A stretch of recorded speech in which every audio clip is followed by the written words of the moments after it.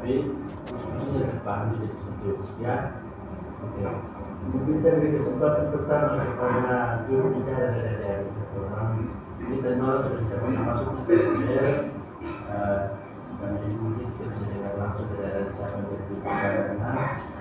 Ya, kita akan dengar baru Bapak silakan.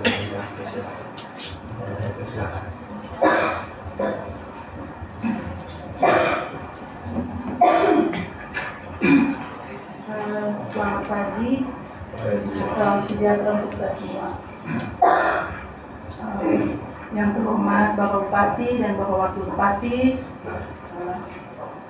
Bapak PLH Sekda Kabupaten Riau, Bapak Asisten, para kepala, singkatnya Bapak Ibu yang hadir pada kesempatan hari ini. Pertama-tama terima kasih, kami semua sudah disambut dengan baik. Kemudian berikutnya kami semua, saya mewakili teman-teman. Kebetulan saya umur paling tua, jadi saya mewakili adik-adik saya. Pertama kami dari lubuk hati kami yang paling dalam, kami mohon maaf yang sebesar-besarnya. Mungkin karena spontanitas kami, keluguan kami membuat kegaduhan terhadap ketidaknyamanan bapak sekalian. Kemudian bapak-bapak sekalian, kami semua pada hari ini datang ke sini, kami hanya meminta kemurahan hati bapak-bapak sekalian, kebijaksanaan dari bapak-bapak sekalian, dan keadilan atas nasib kami. Kami mohon kiranya dengan penuh kerendahan hati, dari sudut hati bapak-bapak sekalian, mungkin ada yang tersisa kemurahan hati kami, kiranya kami diberikan kesempatan untuk melanjutkan ke tahap selanjutnya. Mungkin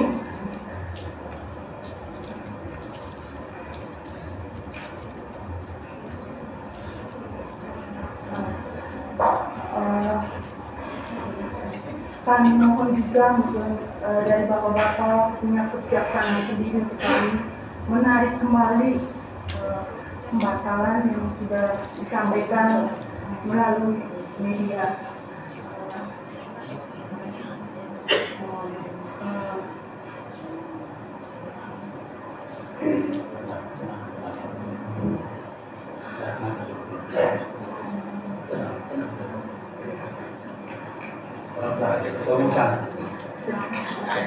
Tidak datang harus juga.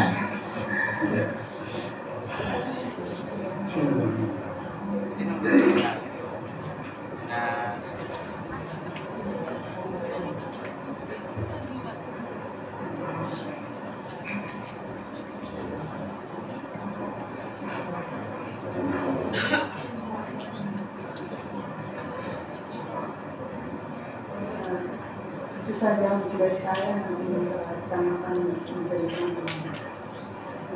Terima kasih.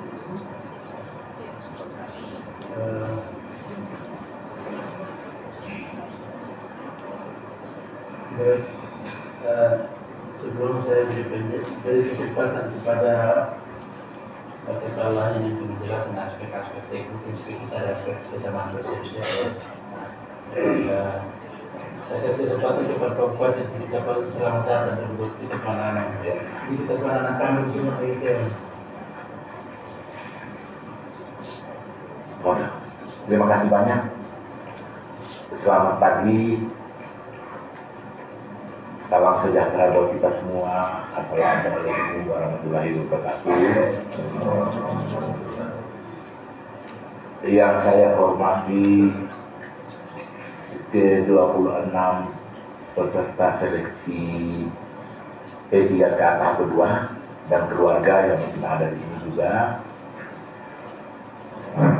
yang terhormat Bapak Wakil Bupati, para asisten, para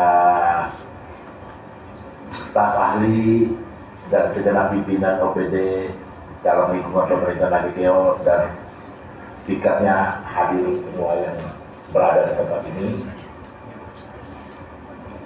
Pertama-tama saya mau menyampaikan permohonan maaf kehadiran adik-adik di sini. Kami hanya melayani seperti ini saja dengan pada kondisinya darurat. Yang kedua, saya juga menyampaikan terima kasih atas kehadiran adik-adik semua di sini untuk mendengarkan, melakukan dialog dari hati ke hati terkait dengan peristiwa yang kita alami yang lalu. Terpenting juga peristiwa yang kemarin terjadi di DPRD Nagekeo yang tidak sempat kita berdialog. Hari ini kita diberi ruang untuk berdialog, dan karena suasana bicara dari hati ke hati, kami sengaja membatasi kehadiran orang di tempat ini supaya kita lebih konsen pada hal-hal yang kita bicarakan. Karena kalau banyak orang yang hadir dengan kesibukan masing-masing sangat mengganggu. Jadi diharapkan dengan kondisi yang macam ini kami ciptakan agar hal-hal yang kita sampaikan bisa lebih jelas didengar, lebih dipahami oleh semua orang dalam ruangan ini, dan yang terpenting bagi kedua 26 peserta seleksi. Ini saya ucapkan terima kasih.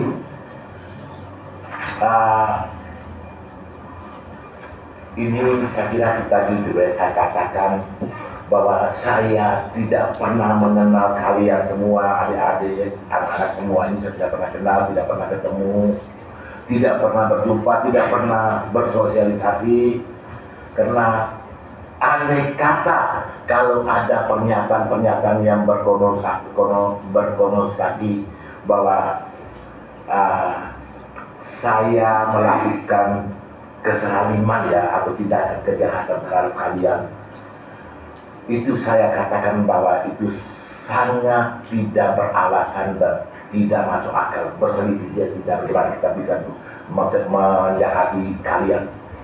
Saya anggap kalian semua adalah warga Nagekeo, dan keberadaan Anda di sini adalah tanggung jawab saya dengan mewakili dengan segala keluhan besar pemerintah Nagekeo.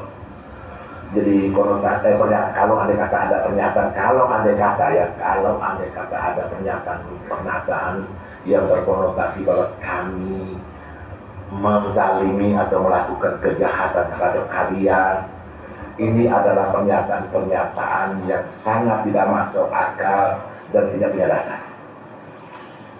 Kalau mau jujur, saya katakan bahwa pembatalan kelulusan ke-26 peserta ini adalah skema terakhir kami mau menyelamatkan kalian. Saya kira bukan merupakan rahasia umum dan sudah tersebar di medsos. Proses pidana yang dilakukan oleh calon peserta untuk P3K ini dengan aparat-aparat yang menerbitkan surat pernyataan telah melakukan pekerjaan secara terus-menerus 2 tahun berturut-turut. Ini sekarang dalam proses yang terakhir. Saya memantau bahwa mereka ini setelah dibebaskan telah tidak lagi diproses kasusnya karena para peserta yang mencalonkan diri untuk ikut serta tahapan seleksi ini sudah mengundurkan diri, dan aparat yang menerbitkan surat keterangan itu sudah mencabut keterangannya. Dan ini bukan satunya, saudara sendiri di Mopoko begitu. Ketika pertama kali dia mengadu saya bahwa dia sudah beberapa kali dipanggil polisi dan petugas-petugas aparat yang dipanggil polisi untuk diproses, terakhir dia memberitahukan bahwa mereka sekarang sudah bebas karena mereka sudah mengundurkan diri dari peserta seleksi ini, dan pihak atau aparat yang menerbitkan surat keterangan itu sudah mencabut kembali keterangannya. Adik-adik percaya bahwa kalau andai kata proses ini dilanjutkan dan Anda dinyatakan lulus, sudah pasti dari data-data yang kami punyai, kami bisa pastikan bahwa Ade akan dikenakan hukuman administrasi pemecatan secara tidak hormat. Yang satu. Yang kedua, kalau ada kata adik-adik ini tidak dinyatakan tidak lulus seleksi P3K, maka akibatnya apa? Jerat hukum akan menghadapi atas. Bagi empat peserta ini akan dikenakan indikasi memberikan keterangan palsu. Bagi pelaku yang membuat dokumen itu dikenakan membuat dokumen palsu. Itu pasal 263 KUHP jelas disebutkan. Itu ancaman 6 tahun. Ancaman hukuman 6 tahun untuk pelaku itu. Jadi saya kira adik-adik semua harus pahami bahwa pertama, saya tidak punya alasan untuk menjahati kalian. Saya punya kewajiban moral untuk melindungi kalian. Karena itu, saya mengambil skema kebijakan yang sangat menyelamatkan kalian.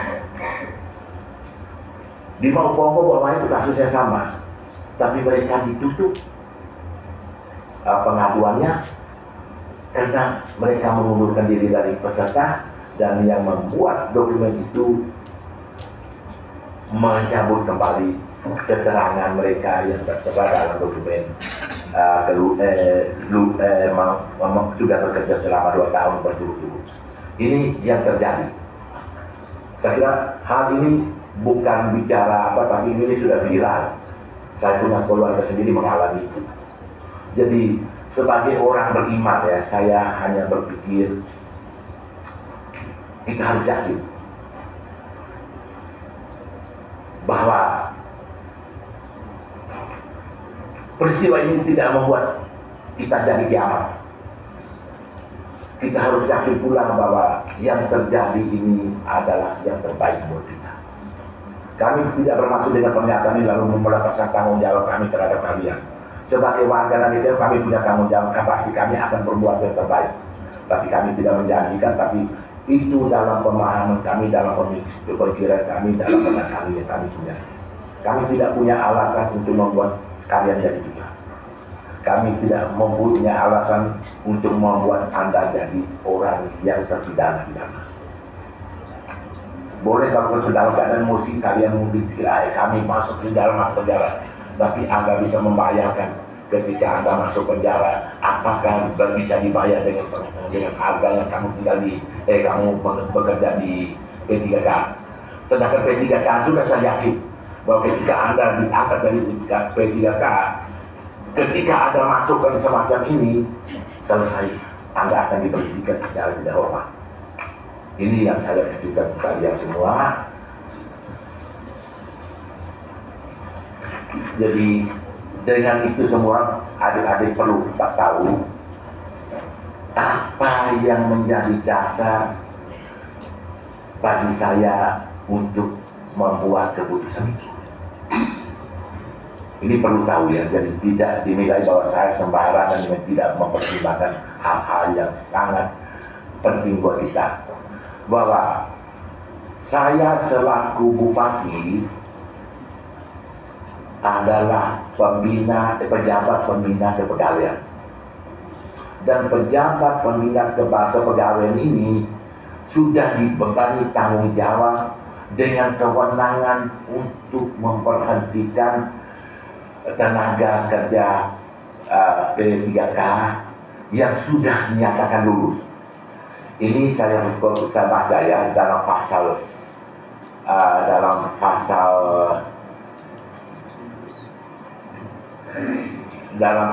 peraturan pemerintah nomor 49 tahun 2018. Ini adalah peraturan pelaksana dari Undang-Undang nomor 5 tahun 2014, yaitu aturan tentang ASN, menyatakan bahwa bupati sebagai pejabat pembina kepegawaian berwenang untuk membatalkan kelulusan P3K jika terdapat alasan yang sah, yaitu mengundurkan diri atau ketidaksesuaian kualifikasi atau pelanggaran aturan. Dan lebih tegas lagi kita bisa baca dalam pasal 54 ayat 1 Peraturan Menteri Penertiban Aparat Negara Nomor 6 Tahun 2018. Itu ditegaskan bahwa PPK Bupati selaku PPK harus mengumumkan pembatalan kelulusan pelamar yang sudah dinyatakan lulus dalam hal, di sini saya ulangi, Bupati selaku PPK harus mengumumkan pembatalan kelulusan pelamar yang sudah dinyatakan lulus dalam hal pelamar mengundurkan diri, pelamar dianggap mengundurkan diri karena tidak menyiapkan kelengkapan dokumen dalam waktu yang telah ditentukan. Yang ketiga, pelamar terbukti kualifikasi pendidikan tidak sesuai yang telah ditetapkan oleh Menteri. Dan yang keempat, tidak memenuhi persyaratan seleksi atau pelamar meninggal dunia. Ini syarat bagi seorang PPK wajib menerbitkan surat pembatalan kelulusan P3K.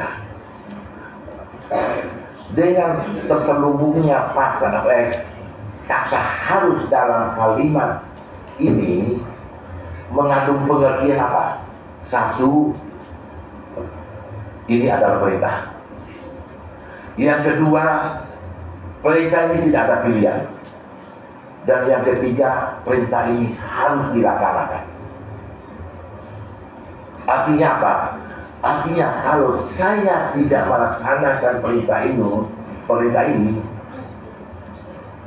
saya tidak melaksanakan perintah ini, saya akan menghadapi dua konsekuensi hukum.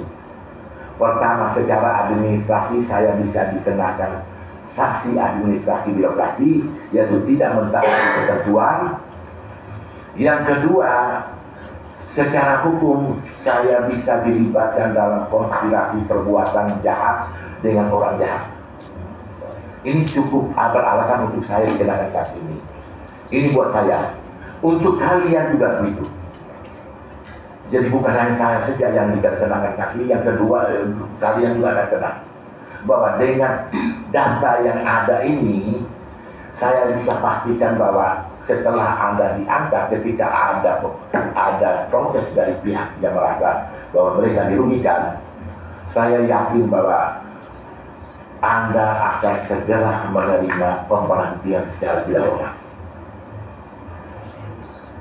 Yang kedua, kalian akan menerima konsekuensi hukum terlibat dalam peristiwa pidana, yaitu memberikan keterangan palsu di hadapan pejabat. Ini pidana. Bagi orang yang membuat keterangan juga terlibat dalam peristiwa memalsukan dokumen. Ini ancaman hukuman 6 tahun. Ancaman hukuman 6 tahun. Jadi coba-coba adik-adik renungkan. Apakah layak Anda menerima kondisi macam ini atau tidak? Saya yakin dalam keadaan emosi, mungkin sekalian bisa katakan baik itu bukan urusan, bukan bapak pengurusan. Tapi saya merasa bertanggung jawab dengan itu. Saya merasa bertanggung jawab. Saya sedang menyelamatkan kalian. Kalau saya mau dulu saya katakan demikian. Saya tidak ada alasan untuk menyakiti kalian. Itu perlu diketahui ya. Ini perlu adik-adik semua tahu. Jadi saya mau tegaskan lagi. Kalau ditanyakan apakah pengumuman pembatalan kelulusan pelamar yang sudah dinyatakan lulus seleksi P3 wajib dilakukan oleh seorang bupati selaku PPK, saya mau katakan itu wajib. Karena di situ ditegaskan lagi dengan kata harus. Harus itu mengartikan bahwa kalimat ini sifatnya perintah. Yang kedua, tidak ada pilihan. Dan yang ketiga, wajib dilaksanakan.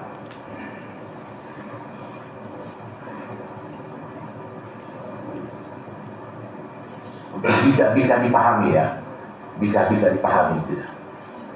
Jadi kalimat peraturan undang-undang ini kata harus. Artinya apa? Artinya seperti yang saya katakan tadi, bahwa kalau saya tidak laksanakan, saya akan melibatkan diri dalam peristiwa-peristiwa berupa saksi, baik saksi administrasi maupun saksi pidana.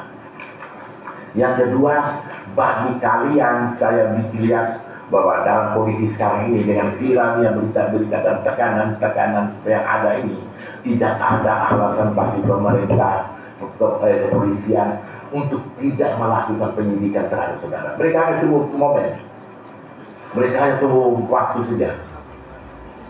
Dan proses ini diselamatkan oleh dalam kenyataan ya. Proses ini mereka diselamatkan dengan cara mereka mengundurkan diri dari peserta, dan yang kedua, para pembuat dokumen itu menyatakan bahwa dokumen yang mereka keluarkan yang lalu itu adalah tidak benar, dari mereka cabut kembali dokumen itu. Itu skema yang saya pikirkan untuk menyelamatkan saudara-saudara sekalian yang sudah terlanjur jauh